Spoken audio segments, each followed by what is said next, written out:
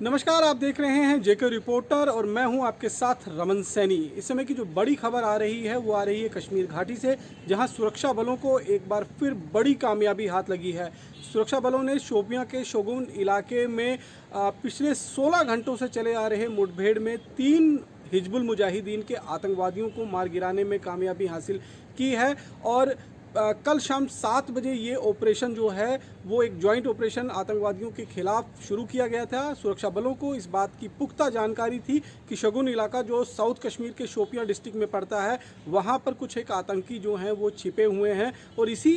जानकारी के आधार पर एक जॉइंट ऑपरेशन लॉन्च किया गया। उसके बाद ये मुठभेड़ में तब्दील हुआ और कल शाम 7 बजे के बाद ये पूरा कॉर्डन इलाका जो है किया गया था। आतंकियों के खिलाफ जो है वो अभियान शुरू किया गया था उन्हें मार गिराने के लिए। और देर रात तक जो है 2 आतंकवादियों को मार गिराने की कामयाबी मिल गई थी, लेकिन सुबह जो है पहली सूरज की किरण के साथ जब ये ऑपरेशन दोबारा लॉन्च हुआ, उस वक्त दोबारा से गन फाइट हुई है और एक आतंकी उस वक्त मारा गया है। जम्मू कश्मीर पुलिस ने बाकायदा ट्वीट कर कर इस खबर पर जो है वो मोहर लगा दी है और ये बताया है कि 3 आतंकवादी जो इस इलाके के अंदर छिपे हुए थे उन्हें मार गिराने में सुरक्षा बलों को कामयाबी मिल चुकी है। पहले भी हमने देखा कि साउथ कश्मीर में कई ऐसे ऑपरेशन सुरक्षा बल कर चुके हैं जिनमें कई हिजबुल मुजाहिदीन और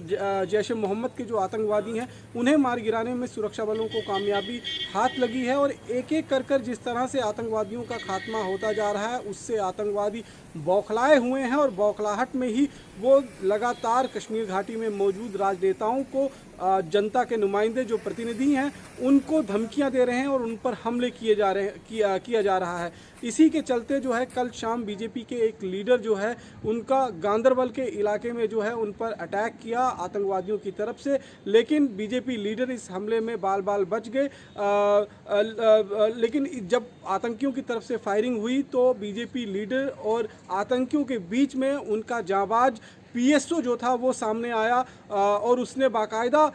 गोलियां चलाते हुए उस हमलावर आतंकवादी को भी मार गिराया। पिछले कुछ दिनों से देखा जा रहा है कि इस पूरे इलाके के अंदर मोटरसाइकिल का इस्तेमाल कर कर आतंकी जो हैं वो आते हैं, फायरिंग कर कर नेताओं को जो है उन पर हमला किया जाता है। जैसे हाल ही में कुछ समय पहले जो एक जाने माने वकील कश्मीर घाटी के और सामाजिक कार्यकर्ता बाबर कादरी पर हमला हुआ था, उनकी हत्या की थी। उसी अंदाज में गांदरबल के इस इलाके में भी जो है वो बीजेपी के लीडर पर हमला किया गया था, लेकिन पीएसओ उनके बीच में आ गया, उसने रिटेलिएशन किया और रिटेलिएशन में एक आतंकवादी को मार गिराने में जो पीएसओ को कामयाबी मिल गई। लेकिन उसे मारते मारते पीएसओ जो है वो खुद गंभीर रूप से आतंकियों के गोलियों का शिकार हुआ और उसके बाद तुरंत उसे अस्पताल ले जाया गया।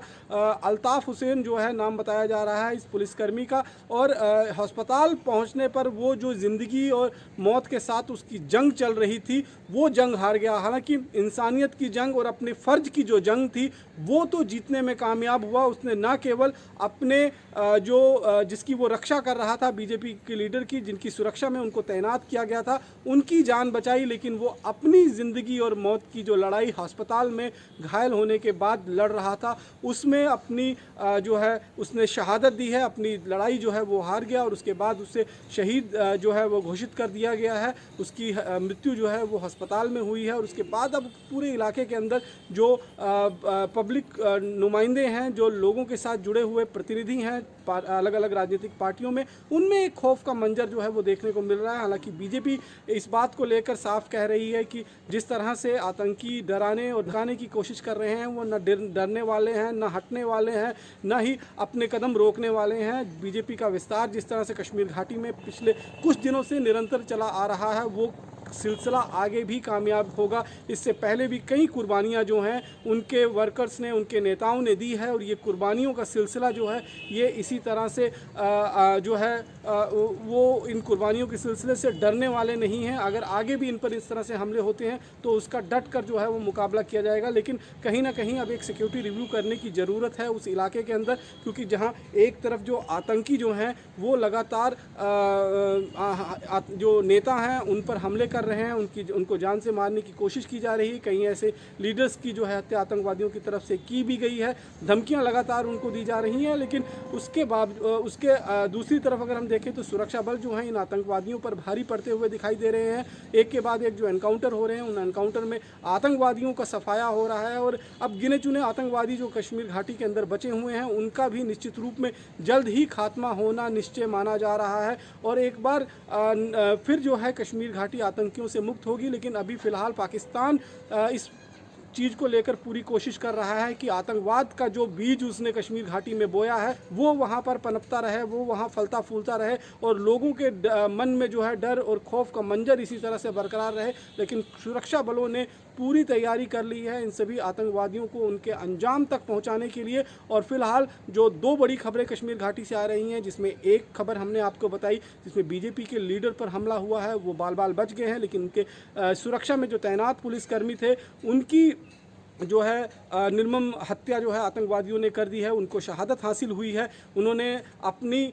जान देकर जो है बीजेपी के लीडर की रक्षा जो है वो की है। वहीं दूसरी तरफ जो साउथ कश्मीर का शोपियां का इलाका पड़ता है, उस इलाके के अंदर जिस तरह से आतंकवादियों के खिलाफ सुरक्षा बलों का अभियान चल रहा है उसमें सुरक्षा बलों को बड़ी कामयाबी हाथ लगी है और 3 हिजबुल मुजाहिदीन के आतंकवादियों को मौत के घाट उतारते हुए इस ऑपरेशन को फिलहाल कॉल ऑफ कर दिया गया है। इनके पास से बड़ी मात्रा में हथियार, गोला बारूद और अन्य जो आपत्तिजनक सामान है वो बरामद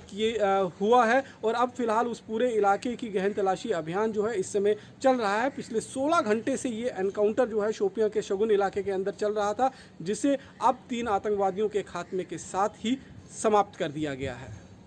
रमन सैनी, जेके रिपोर्टर।